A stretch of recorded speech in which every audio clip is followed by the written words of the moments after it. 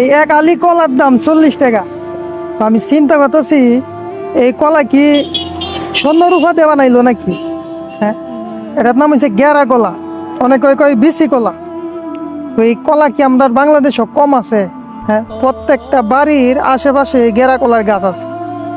এই কলাটির দাম হচ্ছে 40 টাকা হালি কলা, একটা কলার দাম 10 টাকা। আমি কই এই কলাটার মধ্যে কি এমন জিনিস আছে যে এটার দাম 10 টাকা গুড়, 40 টাকা আলি কেমনে হয় এই কলা?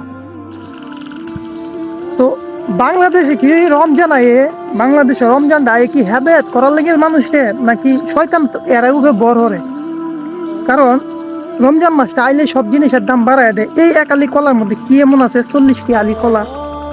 তো রমজানের যে প্রথম 10 দিন, আসলে এই 10 দিন হয়েছে ব্যবসায়ীরা, এই প্রথম 10 দিন হয়েছে ব্যবসায়ীরা, এরা ব্যবসা করুক।